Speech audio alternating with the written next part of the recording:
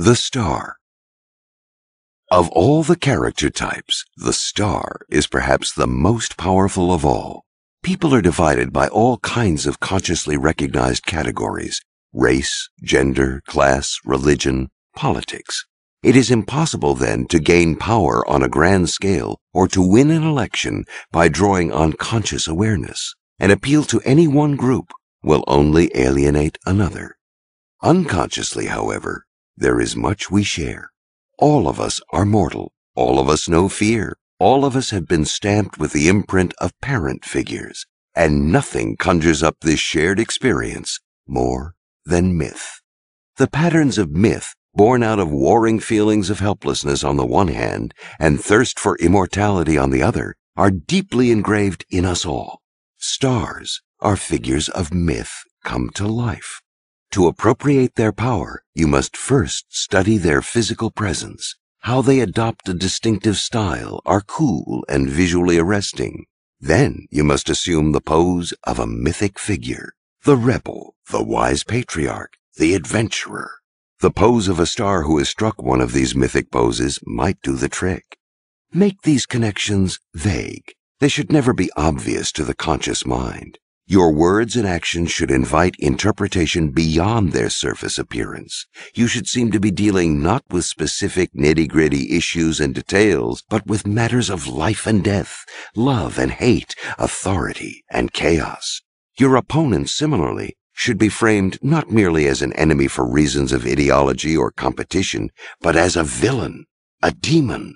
People are hopelessly susceptible to myth. So make yourself the hero of a great drama and keep your distance. Let people identify with you without being able to touch you. They can only watch and dream. We sometimes experience the uncanny in waking life. In a déjà vu, a miraculous coincidence, a weird event that recalls a childhood experience, people can have a similar effect. The gestures, the words, the very being of men like Kennedy or Andy Warhol, for example, evoke both the real and the unreal. We may not realize it, and how could we really? But they are like dream figures to us. They have qualities that anchor them in reality: sincerity, playfulness, sensuality. But at the same time, their aloofness, their superiority, and their almost surreal quality makes them seem like something out of a movie.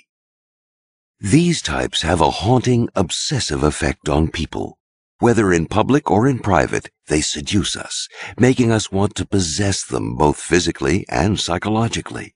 But how can we possess a person from a dream, or a movie star, or a political star who may cross our path? Unable to have them, we become obsessed with them. They haunt our thoughts, our dreams, our fantasies. We imitate them unconsciously. The psychologist Sandor Ferenczi calls this introjection. Another person becomes part of our ego. We internalize their character.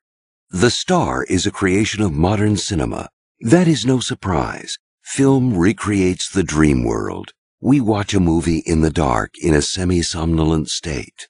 The images are real enough, and to varying degrees depict realistic situations, but they are projections, flickering lights, images. We know they are not real. It's as if we were watching someone else's dream. It was the cinema, not the theater, that created the star. On a theater stage, actors are far away, lost in a crowd, too real in their bodily presence. What enabled film to manufacture the star was the close-up, which suddenly separates actors from their contexts, filling your mind with their image. The close-up seems to reveal something not so much about the character they're playing, but about themselves. We glimpse something of Greta Garbo herself when we look so closely into her face. Never forget this while fashioning yourself as a star. First, you must have such a large presence that you can fill your target's mind the way a close-up fills the screen. You must have a style or presence that makes you stand out from everyone else. Be vague and dreamlike, yet not distant or absent. You don't want people to be unable to focus on or remember you. They have to be seeing you in their minds when you're not there.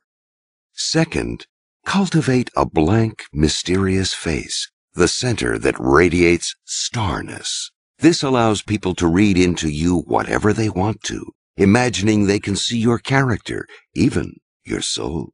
Instead of signaling moods and emotions, instead of emoting or over-emoting, the star draws in interpretations. That is the obsessive power in the face of Garbo or Dietrich, or even of Kennedy, who molded his expressions on James Dean's.